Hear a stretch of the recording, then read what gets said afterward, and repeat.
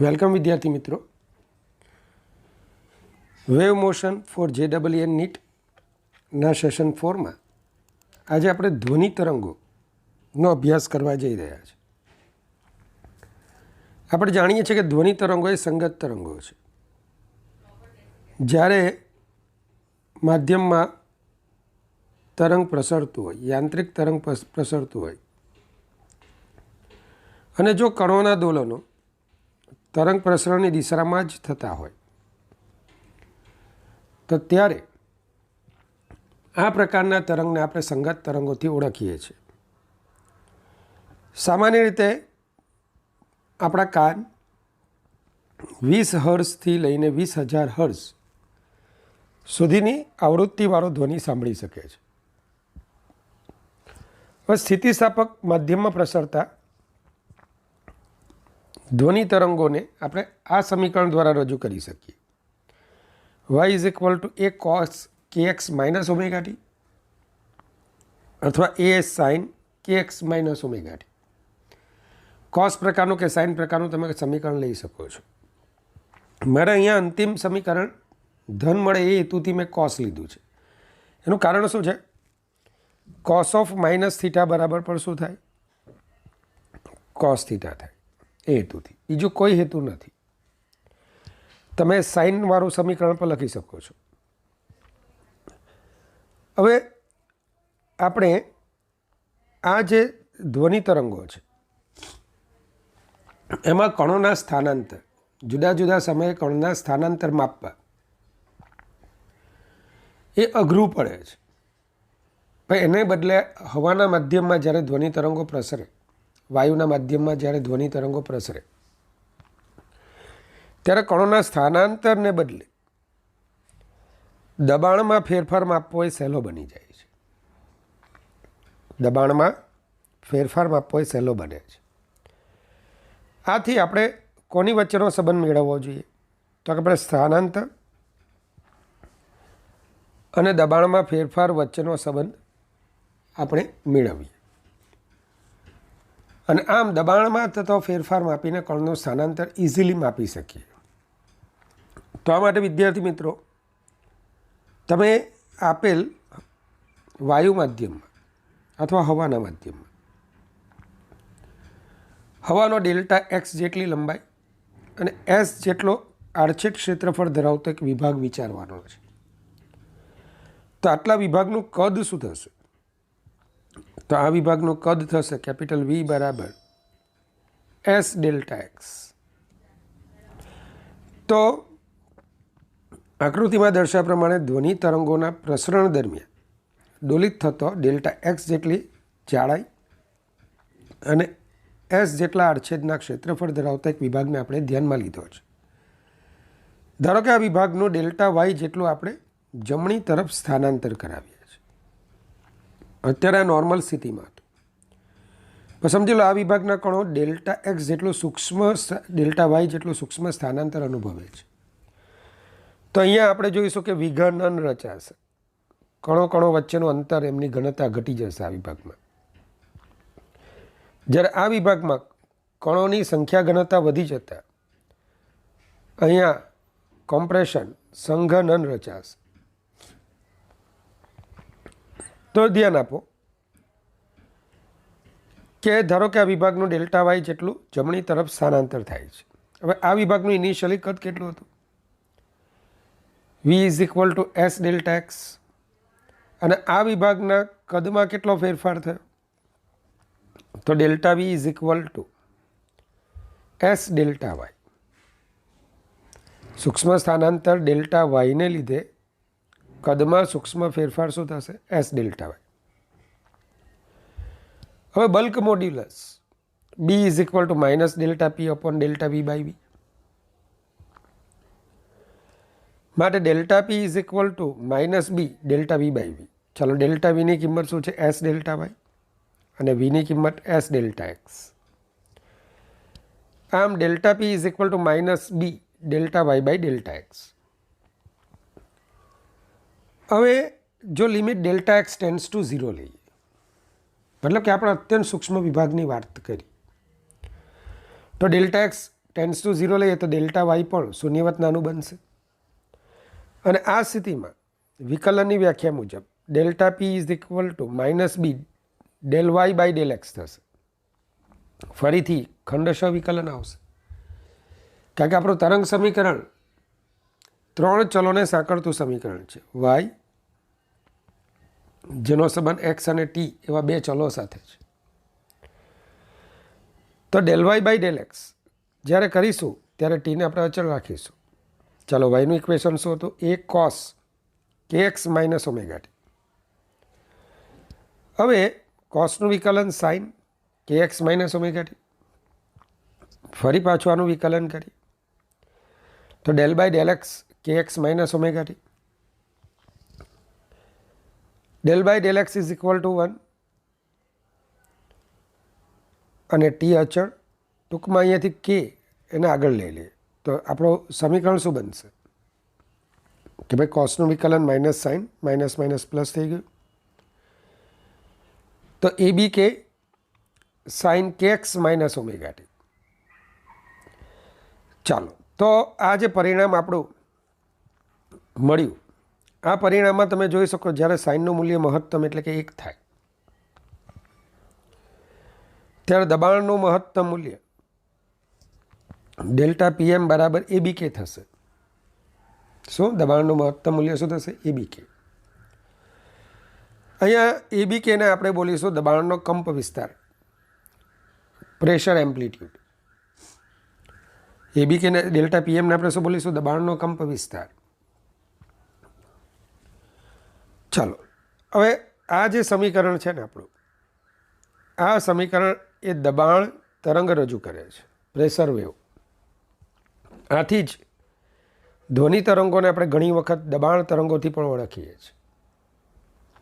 શું સમીકરણ આવશે? Delta P is equal to delta P M sine K X minus omega T. બરાબર ધ્યાન આપજો. જ્યાં delta P M is equal to A B K. વિદ્યાર્થી મિત્રો, આ સમીકરણને હું આ રીતે પણ લખી શકું. Delta P is equal to delta P M cos K X minus omega T minus pi by 2. કારણ કે તમે જાણો છો cos theta minus pi by 2 એટલે જ cos pi by 2 minus theta પણ લખાય is equal to sine theta, જ્યાં થીટા એ બરાબર K X minus omega T છે.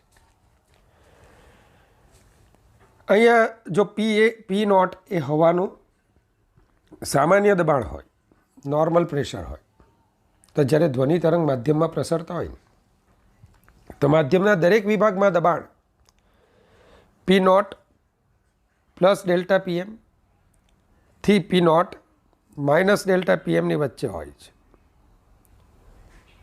અથવા પી નોટ માઇનસ ડેલ્ટા પીએમથી પી નોટ પ્લસ ડેલ્ટા પીએમની વચ્ચે બદલાય છે, જ્યાં ડેલ્ટા પીએમ બરાબર એ બી સ્મોલ કે. તો દબાણ તરંગોનું આપણું આ સમીકરણ આવી ગયું અને પ્રેશર એમ્પ્લિટ્યૂડ કહેવાય. વિદ્યાર્થી મિત્રો, હવે આપણે જેમ દબાણ અને સ્થાનાંતરનો સમીકરણ સંબંધ આપણે મેળવ્યો, એ જ રીતે દબાણ અને કણના દોલનનો વેગ વીપી વચ્ચેનો સંબંધ પણ મેળવી શકીએ. કેવી રીતે મેળવી શકીએ? જો કણના સ્થાનાંતરનું સમીકરણ હું A sine omega T minus K X પ્રકારનું લઉં, તમે કોઈ પણ લઈ શકો છો, તો Y is equal to A sine omega T minus K X પ્રકારનું સમીકરણ લો, તો કણના દોલનનો વેગ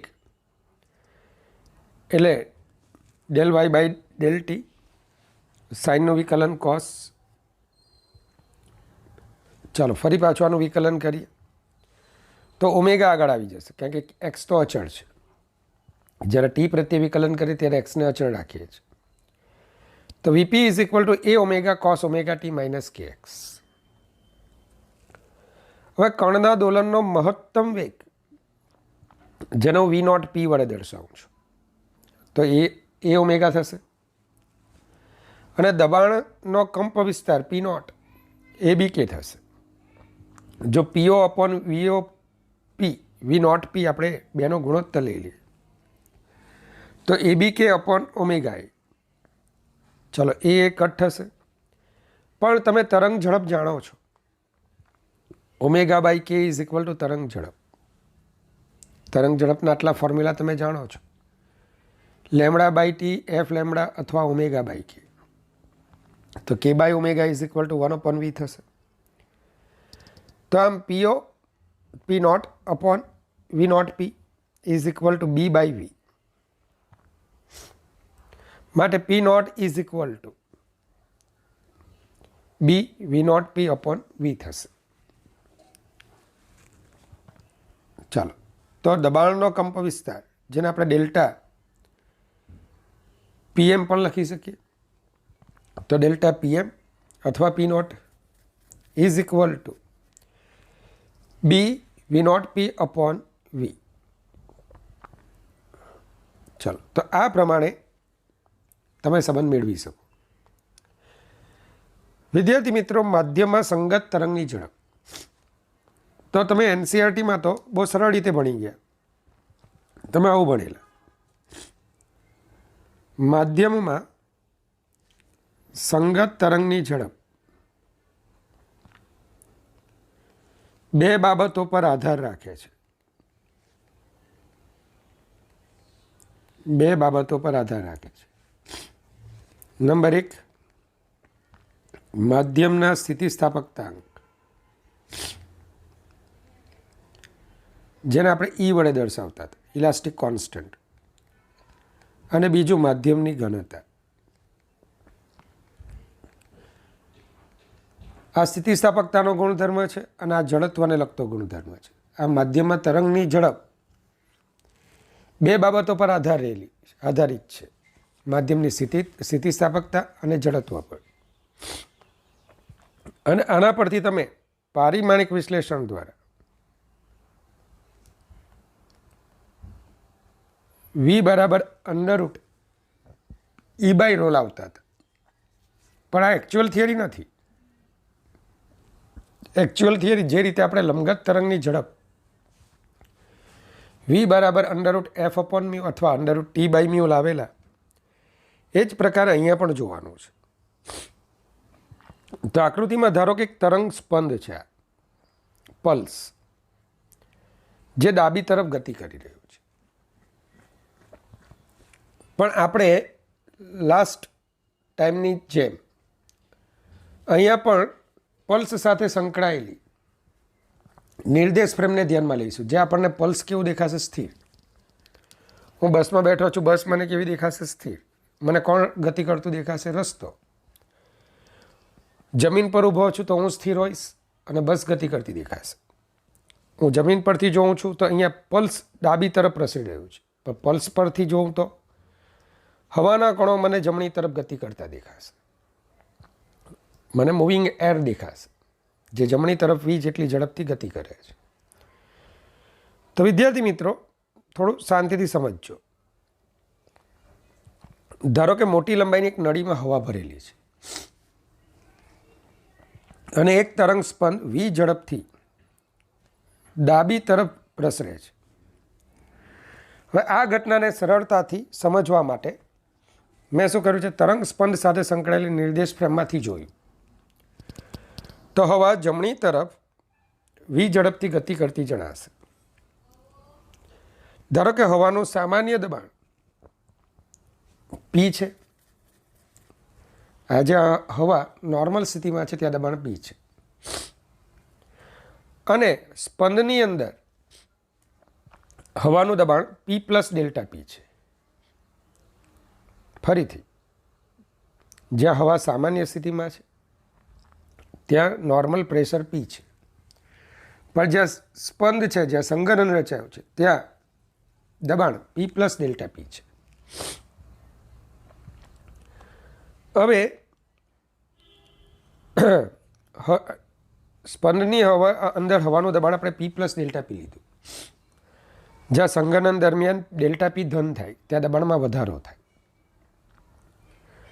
હવે આકૃતિમાં દર્શાવ્યા પ્રમાણે તમે ડેલ્ટા X જેટલો અને S જેટલું ક્ષેત્રફળ ધરાવતું હવાનો એક વિભાગ વિચારવાનો છે, એક ખંડ વિચારવાનો છે. તો આ ખંડનું કદ એસ ડેલ્ટા એક્સ થશે અને સ્પંદની સાપેક્ષે આપણો આ ખંડ વી ઝડપથી જમણી તરફ ગતિ કરતો આપણને જણાશે. હવે આ ખંડ જ્યારે સ્પંદમાં દાખલ થાય ત્યારે એના વેગમાં થતો ફેરફાર વી પ્લસ ડેલ્ટા વી છે. વિદ્યાર્થી મિત્રો, અહીંયા ઝડપ ઘટી જશે. કેમ? હવાના કણોની સંખ્યા ઘનતા વધી જાય, સ્પંદમાં દબાણ વધી જાય અને પરિણામે એની ઝડપ ઘટી જાય, જેને આપણે બીજી રીતે પણ સમજીએ. સમજાવું છું આગળ જતાં. તો અહીંયા ડેલ્ટા વી પોતે ઋણ બનશે. હવે ડેલ્ટા વી પોતે ઋણ છે. અહીં ઝડપમાં ઘટાડાનું કારણ તરંગ સ્પંદમાં રહેલું ઊંચું દબાણ છે. હવે ડેલ્ટા ટી સમયગાળામાં ધારો કે આપણો આ કણ ડેલ્ટા એક્સ અંતર કાપીને આપણા સ્પંદની એક ધાર પાસે પહોંચે છે, સ્પંદના વિભાગની એક છેડા પાસે પહોંચે છે. તો એણે કાપેલું અંતર delta X is equal to શું થશે? વી ડેલ્ટા ટી, ઝડપ ગુણ્યા સમય. ચાલો, આ વિભાગ પર લાગતું પરિણામી બળ તો હવે ખાસ જોવા જેવું છે. હવાનો આ વિભાગ એક બાજુ નોર્મલ પ્રેશર અનુભવે છે પી, અને બીજી બાજુ સ્પંદનું પ્રેશર અનુભવે છે પી ડેલ્ટા પી. આ પીને લીધે લાગતું બળ બરાબર દબાણ ગુણ્યા ક્ષેત્રફળ પીએસ, અહીંયા P plus delta P into S. સ્પષ્ટ છે વિદ્યાર્થી મિત્રો?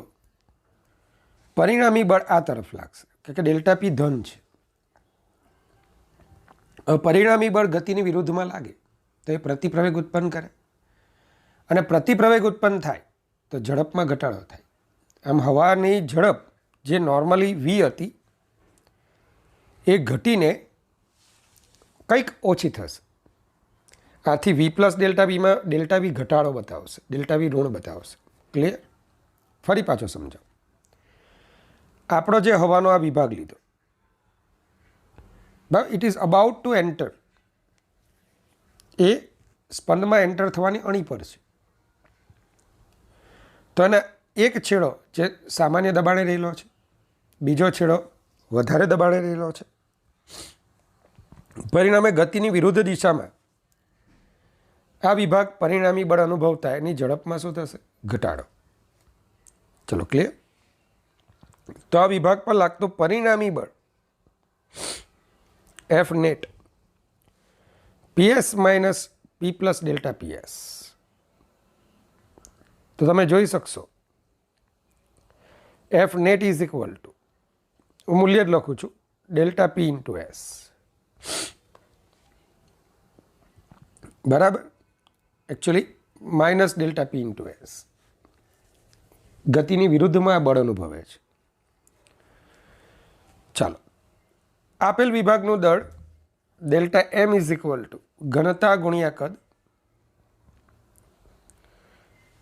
આપેલ વિભાગનું દળ delta M is equal to ઘનતા ગુણ્યા કદ, ઘનતા રો, અને કદ છે એસ ડેલ્ટા એક્સ. માટે delta M is equal to rho S delta X is equal to V delta T. પરિણામ એક પરથી. ચલો, ન્યૂટનના બીજા નિયમ અનુસાર F net is equal to delta M into A. તો F net minus delta P S rho S V delta T into delta V by delta T. ચાલો, ડેલ્ટા ટી કટ થઈ ગયા. તો rho V into delta V, બરાબર ધ્યાન આપજો. માટે rho V is equal to minus delta P upon delta V, અને વીને હું અહીંયા છેદમાં લઈ જાઉં. બરાબર? અથવા એક કામ કરું, બંને બાજુ હું વી વડે ગુણી નાખું તો rho V square is equal to minus delta P. Step વધારે લખું છું અને એને તમે આ રીતે લખી શકો, rho V square is equal to minus delta P upon delta V by V. હવે વિદ્યાર્થી મિત્રો, આપણો જે વિભાગ હતો એ વિભાગનું કદ એસવી ડેલ્ટા ટી હતું અને તરંગ સ્પંદને લીધે કદમાં થતો ફેરફાર, તો એકચ્યુઅલી અહીંયા એસ ડેલ્ટા ટી તો કદમાં થતો ફેરફાર ઝડપને લીધે થવાનો, તો ડેલ્ટા વીના ફેરફારને લીધે કદમાં ફેરફાર થવાનો. તો આપણે એને ફેરફારનું સમીકરણ લખીએ ને તો વી કોને લીધે બદલાય છે? ઝડપના ફેરફારને લીધે. તો delta V is equal to S delta T into delta V. બહુ ઇમ્પોર્ટન્ટ છે આ ઇક્વેશન. હવે જો ડેલ્ટા વી બાય વી કરો તો small delta V by small V મળશે. સરસ. પરિણામ 3માં જ્યાં small delta V by V છે ત્યાં capital delta V, delta capital V by V લખો, એટલે કે કદનો ફેરફાર લખી દો. તો આપણને કદ વિકૃતિ બરાબર મળશે. તો rho V square is equal to minus delta P by delta V by V, પણ આ તો બલ્ક મોડ્યુલસ છે. તો rho V square is equal to B, માટે વી બરાબર under root B by rho. This is actual theory, જેને તમે એનસીઆરટીમાં પારિમાણિક વિશ્લેષણની મદદથી મેળવતા હતા. પણ મારી ફરજમાં આવે કે સત્ય તમને સમજાવું, ભલે અઘરું હોય. ચાલો તો આગળ વધીએ. ધ્વનિ તરંગોની ઝડપ. તો વિદ્યાર્થી મિત્રો, ધ્વનિ તરંગોની ઝડપ, તો આમાં આપણે જોયું કે ધ્વનિ તરંગોની ઝડપ V is equal to under root B by રોથી મળે, જે બીને કહેવાય બલ્ક મોડ્યુલસ. સંગત તરંગો જ્યારે માધ્યમમાં પ્રસરતા હોય તો સૌથી પહેલાં ન્યૂટને આમ સૂચવ્યું કે આ દરમિયાન માધ્યમનું તાપમાન અચળ રહે છે. આથી હવામાં અથવા માધ્યમમાં સંગત તરંગોનું પ્રસરણ, ધ્વનિ તરંગોનું પ્રસરણ એક સમતાપી પ્રક્રિયા છે. કઈ પ્રક્રિયા છે? સમતાપી પ્રક્રિયા. એથી એમણે બલ્ક મોડ્યુલસ બીને બદલે સમતાપી બલ્ક મોડ્યુલસ લેવાનું વિચાર્યું. ન્યૂટને હવામાં ધ્વનિ તરંગોનું પ્રસરણ એ સમતાપી પ્રક્રિયા છે એમ કીધું, અને જે સમીકરણ છે એ સમીકરણમાં બીને બદલે સમતાપી બલ્ક મોડ્યુલસ લેવાનું સજેસ્ટ કર્યું. સમતાપી પ્રક્રિયા માટે પીવી ઇઝ ઇક્વલ ટુ અચળ છે, તો D by DV of PV is equal to 0. તો પહેલાં P D by DV of V plus V DP by DV, તો P into 1 plus V DP by DV is equal to 0. વિકલનનો ગુણાકારનો નિયમ. વિદ્યાર્થી મિત્રો, આ પદને જમણી તરફ લઈ જાઓ અને વીને ડીવીના છેદમાં મૂકી દો, તો આ તો બલ્ક મોડ્યુલસ થઈ ગયો. તો bulk modulus is equal to દબાણ B is equal to P. આમ ન્યૂટનને સમીકરણ શું મળ્યું? વી બરાબર under root P by rho. હવે એસટીપીએ આ સૂત્રમાં દબાણ 1.013 ઇન્ટુ 10⁵ હવાની ઘનતા 1.29 કિલોગ્રામ પર મીટર ક્યુબ લેવામાં આવી. તો એપ્રોક્સિમેટલી 280 મીટર પર સેકન્ડ એ ધ્વનિની ઝડપ મળી. પણ અફસોસ,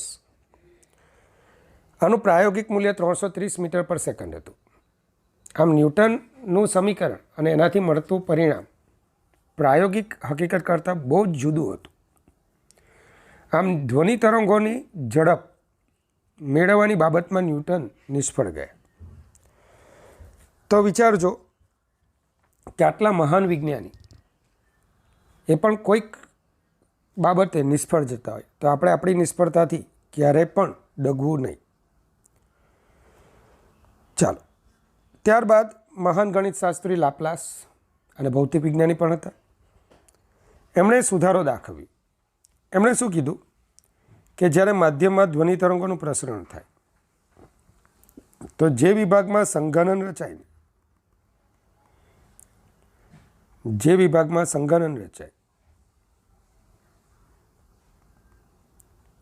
તે વિભાગમાં તાપમાન વધે છે તે વિભાગમાં શું થાય છે? તાપમાનમાં વધારો થાય છે. મતલબ કે આ પ્રક્રિયા સમતાપી ઘટના તો નથી જ. હવે પ્રશ્ન એ થાય કે તાપમાન વધે તો ત્યાં ઉષ્મા ઉર્જા ઉત્પન્ન થાય, હીટ એનર્જી ઉત્પન્ન થાય. તો આ હીટ એનર્જી આ વિભાગ સંઘનન અનુભવતો વિભાગ બીજા વિભાગને આપી દેશે. પણ અહીંયા લાપ્લાસે એમ કીધું કે આ પ્રક્રિયા એટલી ઝડપી છે કે જેવી ઉષ્મા ઉર્જા ઉત્પન્ન થાય અને એ અન્ય વિભાગ તરફ જાય એ પહેલાં જ ત્યાં વિઘનન રચાઈ જાય અને પરિણામે ફરી પાછું આ ઉષ્મા ઉર્જાનું શું થઈ જાય? ત્યાં શોષણ થઈ જાય. શું આ પ્રક્રિયા એટલી બધી ઝડપી છે કે જ્યાં સંઘનન થયું હતું બીજી ક્ષણે ત્યાં વિઘનન થતું જોવા મળે અને જે ઉષ્મા ઉર્જા ઉત્પન્ન થયેલી એ ફરી પાછી આ જ વિભાગ દ્વારા શોષણ પામે. કેવી વાત છે કે કોઈ નાના બાળકને મારે ચોકલેટ બતાવી છે, આપવી નથી.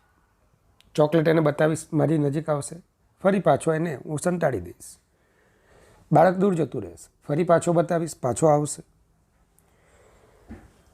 બીજું કે આ ઘટનાની હેલ્પ કોણ કરશે? સમોષ્મી પ્રક્રિયા બનાવવા માટેની હેલ્પ કોણ કરશે? તો કે હવાની ઓછી ઉષ્મા વાહકતા. આપણે જાણીએ છીએ કે હવા અત્યંત ઓછી ઉષ્મા વાહકતા ધરાવે છે. આથી ઉષ્માનું વહન એ થવા દેતું નથી, બહુ ઝડપથી થવા દેતું નથી. આના પરિણામે દરેક વિભાગ પોતાની ઉષ્મા ઉર્જા એનું સંરક્ષણ કરે છે, એ વિનિમય કરવા દેતો નથી. હા, તાપમાન બદલાય છે, આમ એ સમતાપી પ્રક્રિયા નથી, પણ સમોષ્મી પ્રક્રિયા હોવી જોઈએ. આથી લાપ્લાસે દર્શાવ્યું કે હવામાં ધ્વનિ તરંગોનું પ્રસરણ એ સમતાપી નહીં પરંતુ સમોષ્મી પ્રક્રિયા છે. આથી આ ઘટનામાં સમોષ્મી બલ્ક મોડ્યુલસ લેવો જોઈએ. હવે સમોષ્મી પ્રક્રિયા માટે આપણે ભણી ગયા હતા PV raise to gamma is equal to અચળ. ચાલો બંને બાજુ વીની સાપેક્ષે વિકલન કરે તો D by DV of PV raise to gamma અને અચળનું વિકલન 0. પહેલાં પીને આગળ રાખો, વી રેસ ટુ ગામાનું વિકલન, પછી વી રેસ ટુ ગામા આગળ રાખો, ડીપી બાય ડીવી. ચાલો વી રેસ ટુ ગામાનું વિકલન તો ગામા ઘાત આગળ અને એક ઘાત ઓછી કરો plus V raise to gamma DP by DV. વિદ્યાર્થી મિત્રો બંનેમાં તમે ચેક કરો તો V raise to gamma common આવશે અને વી રેસ ટુ -1 એટલે 1/v. તો gamma p/v plus DP by DV is equal to 0. કારણ કે V raise to gamma common લઈને શૂન્યના છેદમાં આપણે મૂકી દીધા. તો minus DP by DV is equal to gamma p/v. ચાલો વીને લેફ્ટ હેન્ડ સાઈડ લાવો અને ડીવીના છેદમાં મૂકી દો. તો આ કોણ બની ગયું? Bulk modulus. તો આમ bulk modulus is equal to શું મળશે? Gamma P. B is equal to gamma P. માટે હવામાં ધ્વનિ તરંગોની ઝડપ V is equal to under root gamma P by rho થાય. હવે વારો આવે છે સૂત્રની સત્યાર્થતા ચકાસવાનો. તો હવા માટે ગામા ઇઝ ઇક્વલ ટુ 7/5 મતલબ કે 1.4 છે. પી 1.013 ઇન્ટુ 10⁵ ન્યૂટન પર મીટર સ્ક્વેર અને હવાની ઘનતા 1.29 કિલોગ્રામ પર મીટર ક્યુબ. તો હવામાં ધ્વનિની ઝડપ 332 મીટર પર સેકન્ડ મળે છે, જે પ્રાયોગિક બાબત સાથે સુસંગત છે. આમ લાપ્લાસ કરેક્શન એ આપણને હવામાં ધ્વનિ તરંગોની ઝડપ V is equal to under root gamma P upon rho તરફ લઈ જાય છે. બીજું તમે ધ્યાન આપજો, નોંધ છે ઘન માધ્યમમાં સંગત તરંગની ઝડપ V is equal to under root B plus 4/3 eta upon લો. જ્યાં ઈટાને આપણે મોડ્યુલસ ઓફ રિજિડિટી અથવા દ્રઢતા સ્થિતિસ્થાપકતા અંક તરીકે લઈએ છીએ. માત્ર જાણકારી માટે છે. 99% આવા ક્વેશ્ચન નહીં આવે, પણ તેમ છતાં એક નોંધ, એનું સૂત્ર આપણે જોયેલું સારું કે ભાઈ બી બાય રોમાં બીને બદલે શું મૂકવાનું છે? બી પ્લસ 4/3 ઈટા. ચલો સળિયા જેવા ઘન માધ્યમમાં જ્યારે સંગત તરંગ પ્રસરતું હોય ત્યારે એની ઝડપ v is equal to under root v by rho થાય, સોરી y બાય રો થાય, જ્યાં વાયને સળિયાના દ્રવ્યનો યંગ મોડ્યુલસ તરીકે આપણે ઓળખીએ છીએ. તો વિદ્યાર્થી મિત્રો, એક પારિમાણિક માધ્યમ હોય તો b+4/3 ઈટા ઘન માધ્યમ માટે એને બદલે આપણે શું લઈ દઈશું? એનો યંગ મોડ્યુલસ. ચાલો, વાયુમાં ધ્વનિ તરંગોની ઝડપ પર અસર કરતા પરિબળો. કયા પરિબળો અસર કરે છે? સૌથી પહેલાં દબાણની વાત કરીએ તો આપણે ભણી ગયા v is equal to under root gamma P by rho. હવે પીવી બરાબર મ્યુ આરટી અને મ્યુ બરાબર દળના છેદમાં અણુભાર. તો PV is equal to small m upon capital M RT, અને જો હું પી ડેલ્ટા વી લખું તો delta m by capital M RT થશે. તો પી બરાબર શું લખાશે?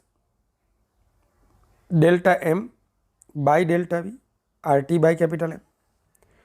પણ ડેલ્ટા m બાય ડેલ્ટા વી હવાની ઘનતા માટે p is equal to rho RT by M. Check કરો તો p બાય રો લો તો p અપોન રો લેતા આરટી બાય M, આર સાર્વત્રિક વાયુ અચળાંક અચળ, આપેલ તાપમાન નિશ્ચિત છે અચળ, M અણુભાર અચળ, તો પી બાય રો ગુણોત્તર અચળ મળે છે. જે બાબત શું બતાવે કે વાયુમાં દબાણ બદલાતા, જો તમે દબાણને બદલો તો તેને સમપ્રમાણમાં ઘનતા પણ બદલાય છે, પરંતુ પી બાય રો ગુણોત્તર કેવો રહે છે? અચળ. આમ વાયુમાં ધ્વનિની ઝડપ દબાણથી કેવી છે? સ્વતંત્ર છે. મતલબ કે દબાણ બદલાતા વાયુમાં ધ્વનિની ઝડપ બદલાતી નથી. ચાલો, ઘનતા. બીજું પરિબળ જોઈએ, ઘનતા. જો આપેલ વાયુઓની ઘનતા ρ1 અને ρ2 હોય તથા ગામાના મૂલ્યો અનુક્રમે γ1 અને γ2 હોય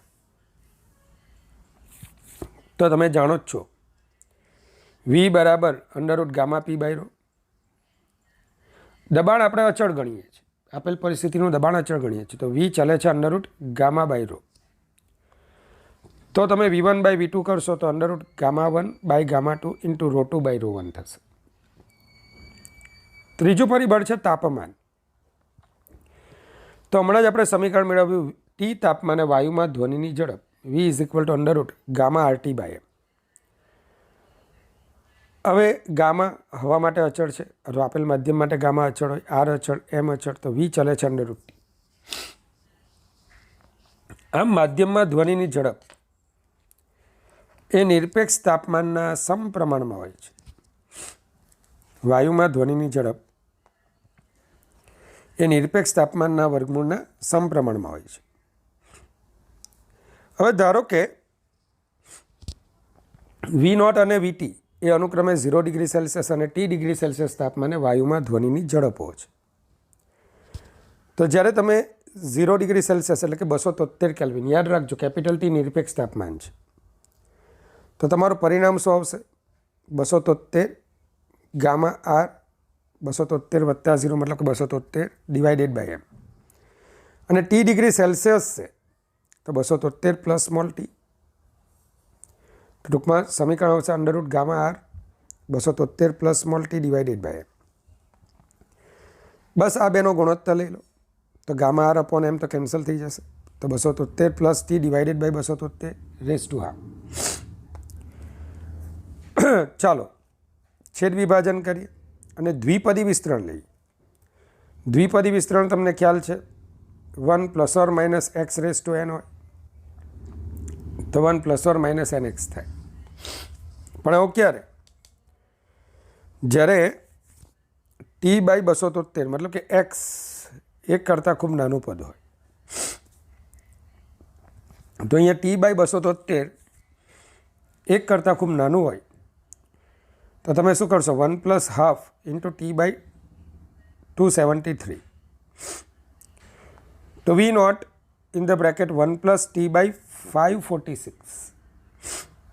તો VT માઇનસ V0 સાદરૂપ આપું છું is equal to V0 T by 546. તો VT minus V0 divided by T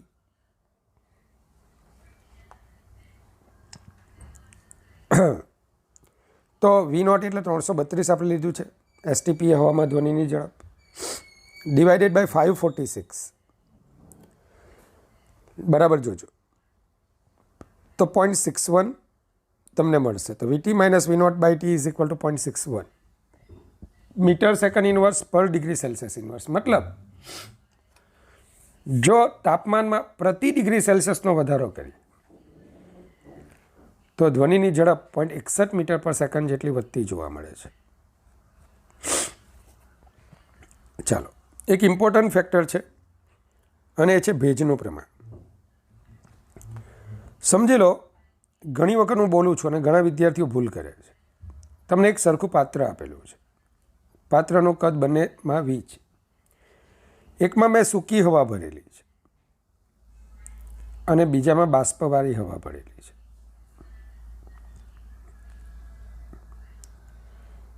ચાલો, કઈ હવાની ઘનતા વધારે? તો 90% વિદ્યાર્થી કહેશે બાષ્પવાળી.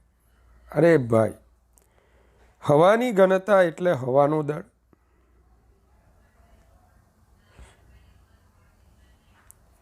છેદમાં હવાનું કદ. હવાની ઘનતા ઇઝ ઇક્વલ ટુ હવાનું દળ છેદમાં હવાનું કદ. ચાલો, સૂકી હવા જે આપણને આપી છે ત્યાં આટલા કદમાં હવાના કણોની સંખ્યા વધારે છે તો હવાનું દળ વધી જાય. ભેજવાળી હવા છે, બાષ્પવાળી હવા છે, તેમાં હવા ઉપરાંત પાણીના અણુઓ આવેલા હોય એટલે હવાના અણુઓની સંખ્યા ઓછી હોય, હવાનું દળ ઓછું હોય, તેથી હવાની ઘનતા ઓછી. આ પ્રશ્નનો જવાબ આપતી વખતે તમારે ભેજનું નથી ગણવાનું દળ, તમે ભેજનું પણ દળ ગણો છો. આવું નહીં કરતા. આમ આપેલ કદમાં સૂકી હવાની ઘનતા કરતાં ભેજવાળી હવાની ઘનતા ઓછી હોય છે. આમ વાતાવરણમાં ભેજનું પ્રમાણ વધતા હવાની ઘનતા ઘટે છે અને તેથી V ચાલે છે 1/√ρ પરથી ρ ઘટે, ઝડપ વધે. આથી તમે સવારના તમે જુઓ માણસ કે દૂરનો ધ્વનિ પણ તમે દૂર કોઈ વાહન જતું હોય એનો ધ્વનિ તમે સાંભળી શકો છો. કેમ? સવારના સમયે દિવસ કરતાં દિવસની સાપેક્ષે ભેજનું પ્રમાણ વધારે હોય. આથી ધ્વનિ વધુ ઝડપથી ગતિ કરી શકે, અર્થાત એ વધુ અંતર પણ કાપી શકે. આથી દૂરનો ધ્વનિ આપણે સ્પષ્ટ સાંભળી શકીએ. હવે છે આવૃત્તિ. તો ધ્વનિની આવૃત્તિ બદલાતા ધ્વનિની તરંગ લંબાઈ આવૃત્તિના વ્યસ્ત પ્રમાણમાં બદલાય. આપણે જાણીએ છીએ F લેમ્બડા બરાબર V. તો F બદલાય છે તો લેમ્બડા પણ બદલાય છે, પણ એ બેનો ગુણાકાર V કેવો રહે છે? અચળ. આમ ધ્વનિની ઝડપ એ આવૃત્તિથી કેવી છે? સ્વતંત્ર છે. પવનનો વેગ. તો વિદ્યાર્થી મિત્રો, ધારો કે આપણી ધ્વનિની ઝડપ કોઈ એક દિશામાં ધ્વનિ V વેગથી ગતિ કરી રહ્યો છે અને એની સાથે થીટા ખૂણે વેલોસિટી ઓફ વિન્ડ પવન ફૂંકાઈ રહ્યો છે. સ્પષ્ટ છે કે VWનો Vની દિશામાં કોઈ ઘટક મળશે જેને આપણે VW cos θ કહીશું. હવે કેમ મારે પવનના વેગને ગણતરીમાં લેવો પડે? તો કે ભાઈ સંગત તરંગો અથવા ધ્વનિના તરંગો કયા માધ્યમમાં પ્રસરી રહ્યા છે? હવા. આ વખતે માધ્યમ પોતે ગતિ કરતું હોય તો ધ્વનિની ઝડપ પર અસર કરતું એક પરિબળ બની જાય. તો ધ્વનિ તરંગોનું પ્રસરણ હવાના માધ્યમ દ્વારા થાય છે. આથી ધ્વનિ તરંગોની ઝડપ પવનના વેગ પર આધાર રાખે છે. ધારો કે પવનનો વેગ VW છે અને ધ્વનિ પ્રસરણની દિશા, ધ્વનિ તરંગ પ્રસરણની દિશા સાથે તે થીટા ખૂણો બનાવે. તો પવનના વેગનો ધ્વનિ તરંગ પ્રસરણની દિશામાંનો ઘટક શું થશે? VW cos θ. આથી ધ્વનિ તરંગની પરિણામી ઝડપ V + VW cos θ થશે. શું? ધ્વનિ તરંગોની પરિણામી ઝડપ V + VW cos θ થશે. જ્યારે પવનનો વેગ ધ્વનિ તરંગ પ્રસરણની દિશામાં જ હોય તો તે વખતે θ 0 થાય. તો V + VW એ ધ્વનિ તરંગોનો પરિણામી વેગ થાય. પણ જો પવનનો વેગ ધ્વનિ તરંગોની બરાબર વિરુદ્ધ દિશામાં હોય તો θ 180 થાય, cos 180 - 1, તો ધ્વનિ તરંગોનો પરિણામી વેગ V - VW થાય. ચલો, આના પર આધારિત એક એક્ઝામ્પલ છે. કયા તાપમાને વાયુમાં ધ્વનિની ઝડપ 273 કેલ્વિન તાપમાને ધ્વનિની ઝડપ કરતાં બમણી થાય? તો તમે જાણો છો કે ટી નિરપેક્ષ તાપમાને વાયુમાં ધ્વનિની ઝડપ વી ચલે છે √T, માટે V2/V1 is equal two √T2/T1, માટે 2V1/V1 √T2/T1. ચલો વર્ગ લઈ લો, તો T2/T1 is equal two 4, T2 is equal two 4T1, તો T2 is equal two 1092 kelvin. યાદ રાખજો ટી નિરપેક્ષ તાપમાન છે, સેલ્સિયસમાં આપ્યું તો પણ આપણે કેલ્વિનમાં જ ફેરવવાનું પહેલાં. ચાલો, એક સ્વર કાંટો 220 હર્ઝ આવૃત્તિએ અને 1.5 મીટર તરંગ લંબાઈ ધરાવતા ધ્વનિ તરંગોનું STPA ઉત્પાદન કરે છે. જ્યારે તાપમાન 27 ડિગ્રી સેલ્સિયસ થાય ત્યારે તરંગ લંબાઈમાં વધારો કેટલો?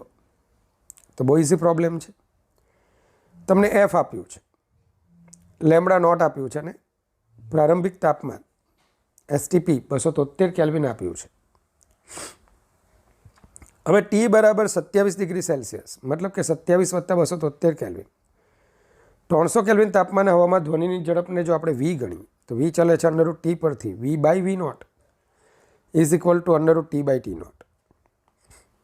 ચલો કિંમતો મૂકીએ તો lambda is equal to lambda નોટની કિંમત મૂકો તો 1.57 મીટર. આથી તરંગ લંબાઈમાં થતો વધારો 1.57 લેમ્બડા માઇનસ લેમ્બડા નોટ 1.5, તો 0.07 મીટર તમને મળશે. ચાલો એક એક્ઝામ્પલ તરફ આપણે જઈએ પાછા, કે આપેલ હવાના માધ્યમમાં તાપમાન રેખીય રીતે D અંતરમાં T1 થી T2 સુધી વધે છે. તો આ માધ્યમમાં ધ્વનિ તરંગો પ્રસરતા લાગતો સમય T1, T2, D અને 273 કેલ્વિન તાપમાને ધ્વનિની ઝડપ Vના સ્વરૂપમાં મેળવો. તો વિદ્યાર્થી મિત્રો, આપેલ માધ્યમ કેવું છે? આઇસોટ્રોપિક નથી, મતલબ બધા જ દિશામાંના ગુણધર્મો સરખા નથી. તાપમાન અહીંયા એક છેડાથી D અંતર કાપતા T1 થી વધીને T2 થઈ જાય છે. તો આકૃતિમાં મેં D અંતરમાં તાપમાનનો ફેરફાર રેખીય રીતે બતાવેલો છે. તાપમાન T1 થી T2 સુધી આપેલ અંતરમાં રેખીય રીતે વધે છે. ધારો કે વિદ્યાર્થી મિત્રો, T1 તાપમાનવાળા વિભાગથી X અંતર આવેલા વિભાગનું તાપમાન આપણે T ધારી લઈએ. તો આ તો મેં તમને ઘણી વખત સમજાવ્યું કે T - T1/X is equal two T2 - T1/D.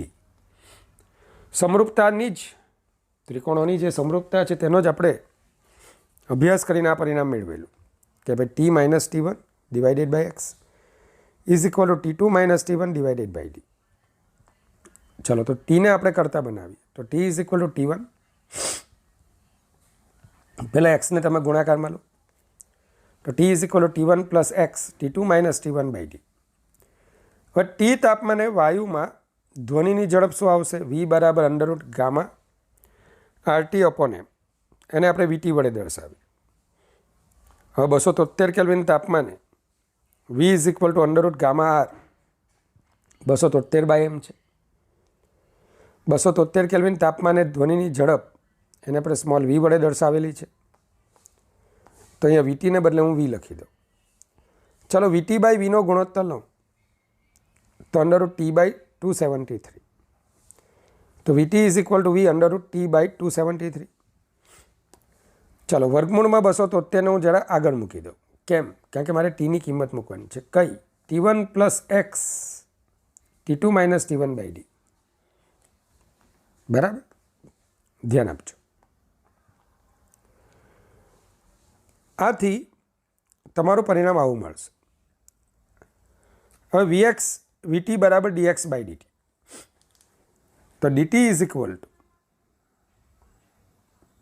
ડીટીને કરતા બનાવો તો √273/V અને આખું પદ અહીંયા જતું રહેશે છેદમાં. સંકલન કરીએ તો આ પદ ઉપર આવશે, -½ ઘાત થશે. સંકલનમાં તમને ખ્યાલ છે a + bx⁴n. તો a + bx⁴n+1 /n+1 અને એક્સના સહગુણક વડે ભાગવાનું ભૂલતા નહીં. સેમ આખા પદની -½ + 1 ઘાત આ પણ a પ્લસ bx પ્રકારનું જ સમીકરણ છે. ચાલો, છેદમાં -હાફ પ્લસ 1 અને એક્સના સહગુણક વડે ભાગવાનું ભૂલતા નહીં. વિદ્યાર્થી મિત્રો, 1 - હાફ એટલે હાફ, તો બગડો ઉપર જશે. t2 - t1/d, તો ડીને પણ આપણે ઉપર લઈ લઈએ એટલે 2d ઉપર જશે. ચાલો, અહીંયા આપણે 0 થી d, પહેલાં એક્સને બદલે d મૂકો તો dd કટ થઈ જાય, અને પછી એક્સને બદલે 0 મૂકો તો ખાલી t1 બાકી રહેશે. સાદુરૂપ આપતા √t2 - √t1 divided by t2 - t1, જેને તમે આમ લખી શકો, 2d √273 divided by v √t2 - √t1. t2 - t1 ને તમે √t2 square minus √t1 square ના સ્વરૂપમાં લખી શકો. અવયવ પાડો તો √t2 - √t1 √t2 plus √t1. Clear? તો √t2 - √t1 √t2 plus √t1. ચલો, આ પદ કટ થઈ જશે. પરિણામ શું આવશે? t = 2d √273 divided by v √t2 plus t1. ચાલો, તો આ રીતે તમે બરાબર સમયને આપેલ પદોના સ્વરૂપમાં મેળવી શકો. તો વિદ્યાર્થી મિત્રો, સાઉન્ડ વેવમાં એવા કોઈ ક્રિટિકલ પ્રોબ્લેમ નથી, પણ હા, અમુક પ્રોબ્લેમ આગળ જતાં આપણે ભણીશું, પણ ઓપન પાઇપ્સ, ક્લોઝ પાઇપ્સની અંદર ભણીશું. તો અત્યારે મારો એપ્રોચ માત્ર જે થિયરી છે JEE નીટની એને કમ્પ્લીટ કરવા માટેનું હતું. ચોપડી કરતાં તમે જોયું હશે એકદમ જુદું છે. નંબર 2, આ બધા સૂત્રો મોઢે કરો, લખીને તૈયાર કરો. ચાલો, તો ભગવાન પાસે તમારી ઉજ્જવળ કારકિર્દીના આશીર્વાદ માગું છું. ભગવાન તમને અનંત આશીર્વાદો આપે. Good bye, take care, God bless you infinitely all my students.